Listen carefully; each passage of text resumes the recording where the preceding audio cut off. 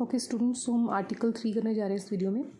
So article 3 की statement है कि अगर एफ आर अल्फ़ा को बिलोंग कर रहा है in interval A C and C B, दो इंटरवल्स हैं ए सी सी बी, दोनों में function F Riemann Stieltjes integrable है with respect to function alpha, then आपको शो करना है कि एफ रिमन्स टाइलस इंटेग्रेबल होगा again over the same function alpha on the bigger interval A B. So A B जो interval है वो ए C C B से मिलाकर ही बनाया हुआ है।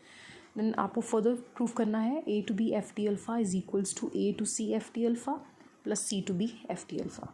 तो विल स्टार्ट विद, हम पहले पार्टीशनिंग लेंगे इंटरवल ए बी की, ठीक है। सो मैं आपको एक पार्टीशनिंग लेके दिखा देती हूँ।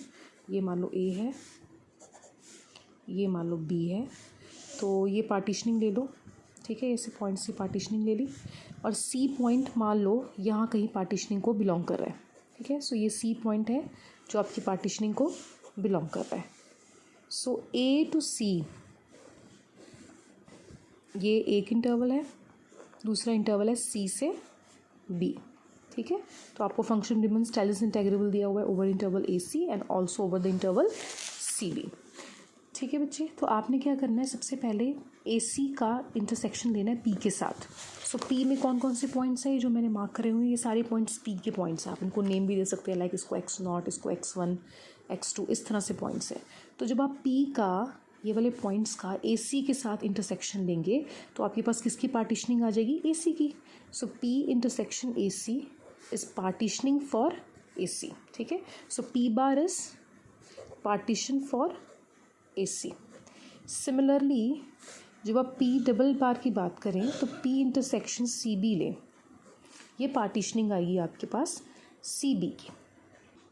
ओके, सो पी बार पार्टीशनिंग है आपकी ए सी की and P double bar partitioning है सी बी की, ठीक है। अब आपको रिमन्स टाइलस इंटेग्रेबल दिया हुआ है over the interval A C and C B, और आपको ये भी पता है कि S P alpha, S P F alpha is equals to, उसको ब्रेक डाउन करा जा सकता है S P bar F alpha plus S P double bar F alpha, because P bar और पी डबल बार से मिलकर ही बना है P.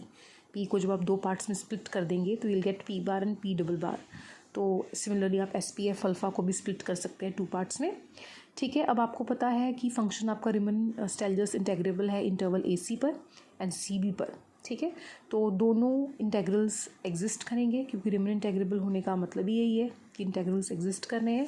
So you can say कि there for given epsilon greater than 0 there exist a partitioning of interval A C. कौन सी partitioning है, P dash. P dash partitioning जो होगी वो होगी आपकी सच दैट आपका ये और ये का difference less than epsilon by 2 है। ये प्रीवियस वीडियोस में मैंने डिस्कस किया हुआ है कि किस तरह से बाय डेफिनेशन ये होल्ड होता है। सिमिलरली अब सी बी इंटरवल के लिए आपकी पार्टीशनिंग पी डबल डैश ले लीजिए, ठीक है, सच दैट डेफिनेशन होल्ड्स ऐसे। फिर इस पी डैश और पी डबल डैश का यूनियन ले लीजिए और उसका नाम दे दीजिए पी स्टार, ठीक है। तो जो पी स्टार होगा वो कंटेंड होगा पी में, या कह सकते हैं पी फाइनर होगा पी स्टार से। पी फाइनर कैसे होगा पी स्टार से, क्योंकि पी किससे बना है, पी बार और पी डबल बार से, ठीक है ना। तो बड़े वाले सेट्स को मिला के बना है पी एंड छोटे वाले सेट्स को मिला के बना है पी स्टार। तो ऑब्वियसली बड़े वाला सेट पी कंटेन्स छोटे वाला सेट पी स्टार, ठीक है ना। तो यही वाला दोनों रिजल्ट्स को हमने क्लब करना है। तो क्लब करने के लिए आप स्टार्टिंग में क्या करें, दोनों को इकट्ठा लिख लें, S P bar F alpha, S P double bar F alpha minus इन दोनों का डिफरेंस एक ही मॉड में लिख लिया, लेस देन इक्वल्स टू की इनइक्वालिटी लगा के अलग अलग कर दिया। ये भी एप्सिलॉन बाई 2 से लेस है, ये भी एप्सिलॉन बाई 2 से लेस है, हैंस ये एप्सिलॉन से लेस हो गया। सो आप कह सकते हैं कि आपका ये एक्चुअली में है क्या, this is actually nothing but S P F alpha. So S P F alpha, यहाँ पर S P F alpha minus इन दोनों का integral is less than epsilon आ गया। Hence S P F alpha किसको रिप्रेजेंट करता है, integral A to B F T alpha को। तो ये चीज़ किसकी इक्वल हो गई, एग्जिस्ट भी करेगी और किसकी इक्वल होगी, इन दोनों की इक्वल होगी ना, क्योंकि दोनों का डिफरेंस एप्सिलॉन से कम है।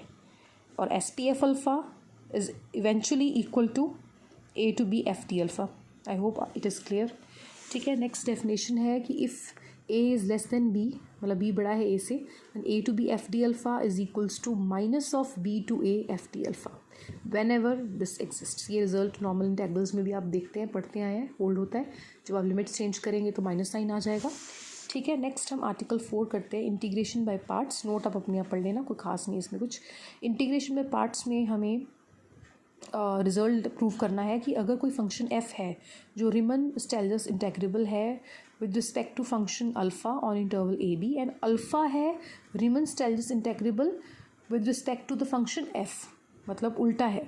अगर f अल्फ़ा की हेल्प से रिमन स्टेल्जस इंटेग्रेबल है तो अल्फ़ा f की हेल्प से है। इंटरवल सेम है a टू b, तो आपको प्रूव करना है a to b f d alpha x is equal to F B alpha B minus F A alpha A minus, अब इसमें क्या होगा, उल्टा हो जाएगा, ये इधर चला जाएगा अल्फ़ा एक्स और ये एफ़ इधर आ जाएगा डी एफ एक्स। ठीक है, तो प्रूफ करते हैं इसका। सबसे पहले पार्टीशनिंग ले ली हमने इंटरवल ए बी की। ठीक है, और हमने जो पार्टीशनिंग ली है, अगर आप उसको मैं ड्रॉ करके दिखाऊं, ये मान लो पॉइंट ए है, इसको आप एक्स नॉट बुला सकते हैं, ये पॉइंट आपका x1 है, ये x2 है, x3 है, ऐसे लास्ट में आपका xn है which is equals to b। तो आपने क्या करना है, t1 पॉइंट चूज़ करना है इन दोनों के बीच। तो x0 और x1 के बीच में जो चूज़ करना है that is your t1।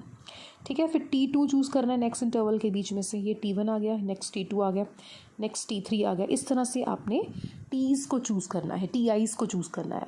And also जो पहले वाला पॉइंट x0 था जिसको हम a बुला सकते हैं, जिसको उसको हम t0 भी कहेंगे, और जो हमारा b है that is named as tn+1।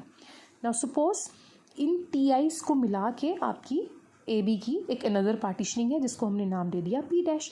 Obviously partitioning ही हो रही है, पहला पॉइंट t0 है, अगला पॉइंट t1 है, अगला पॉइंट t2 है, अगला पॉइंट t3 है, t4 है, नेक्स्ट लास्ट में पॉइंट है tn+1। सो ये सारे पॉइंट्स मिलके क्या कर रहे हैं, आपके इंटरवल ए बी को छोटे छोटे इंटरवल्स में डिवाइड कर रहे हैं। सो बेसिकली पार्टीशनिंग कर रहे हैं। सो पहली वाली पार्टीशनिंग को अगर तुमने p नाम दिया है तो इस पार्टीशनिंग को तुम p डैश नाम दे सकते हो। सो हमने क्या करना है, हमने इन दोनों इंटेग्रल्स के बीच में रिलेशन निकालना है। तो दोनों इंटेग्रल्स में रिलेशन निकालने के लिए हम लेंगे हेल्प रीमन स्टेल्जस सम की। सो इसका रीमन स्टेल्जस सम कैसे निकलेगा, एस पी एफ अल्फ़ा, और इसका एस पी अल्फ़ा एफ, उल्टा हो जाएगा ना इसमें। और इसके लिए पार्टीशनिंग p ले रहे हैं तो उसके लिए पार्टीशनिंग हम p डैश ले लेंगे।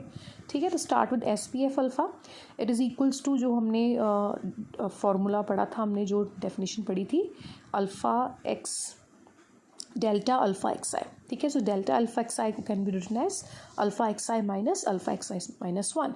I've already told you this definition.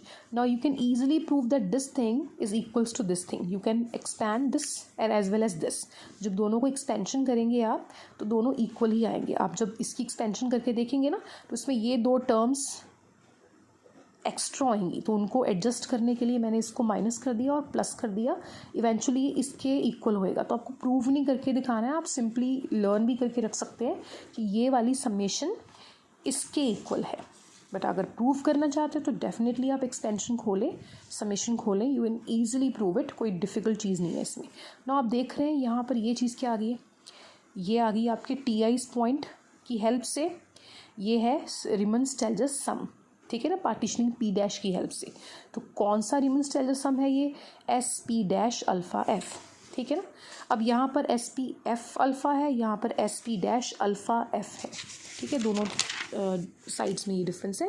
सो अगर p का नॉर्म, ये नॉर्म है, नॉर्म को हम डबल बार के साथ भी रिप्रेजेंट कर सकते हैं, जैसे आपने पिछले सेमेस्टर में करा था, आप सिंगल बार के साथ भी कर सकते हैं, मतलब मॉड की तरह भी कर सकते हैं, बट एक्चुअली में it is representing norm here.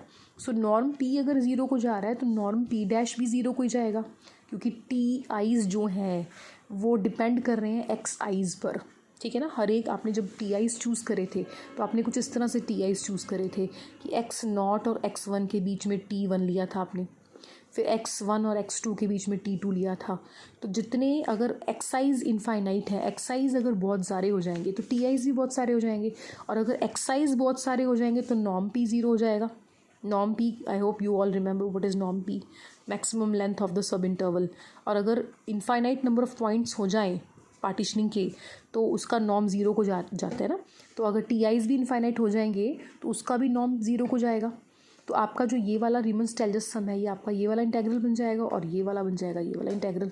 तो दोनों को रिप्लेस कर दीजिए आप इंटेग्रल्स के साथ। ये सब कॉन्सेप्ट्स मैंने पिछले सेमेस्टर में समझाए हुए हैं कि कैसे ये बन जाएगा जब norm p approaches to zero लोगे। ठीक है, तो इसके लिए पिछले सेमेस्टर के कॉन्सेप्ट्स क्लियर होने चाहिए। This is eventually equal to this, क्योंकि F is what it is function of x. D alpha can be written as d alpha x and f df x, and यहाँ पर alpha x.